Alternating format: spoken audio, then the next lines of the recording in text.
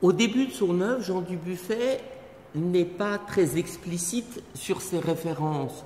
On sait qu'il a rencontré Sonia Delaunay, qu'il lui a fait rencontrer son premier marchand René Drouin. On sait qu'il qu'il a fréquenté les cercles de Raymond Masson et qu'il connaît Juan Gris. D'un autre côté, on sait que son ennemi juré est Picasso. Il en parle beaucoup plus tard parce qu'il trouve que Picasso est d'une certaine manière assez hypocrite, qui fait le pitre. Et il n'aime pas ce côté un peu star de Picasso qui se fait photographier en short pour Paris Match. Pour Jean Dubuffet, l'engagement en peinture est quelque chose d'extrêmement sérieux. C'est quelqu'un qui justement a beaucoup combattu. Sa volonté de peindre a toujours été très contrariée. Et du coup, quand il s'est engagé au début des années 40 dans la peinture, en abandonnant son métier de marchand de vin, dans la peinture et l'écriture, ça a été un engagement très fort. Donc pour lui, c'est quelque chose de très sérieux, presque janséniste. C'est une position très morale. Donc du coup, Picasso, qui fait le joyeux de rire, l'exaspère. Mais en même temps, il en parlera peu d'une manière critique, d'une manière esthétique.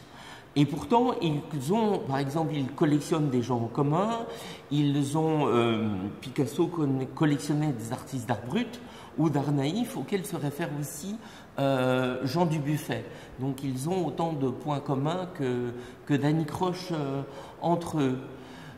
Donc bien évidemment, il peut y avoir une parenté entre le cubisme tel que le pratiquaient Braque et Picasso ou Juan Gris et certains partis pris esthétiques de Jean Dubuffet. Mais il se réfère beaucoup aux dessins d'enfants ou à Paul Klee.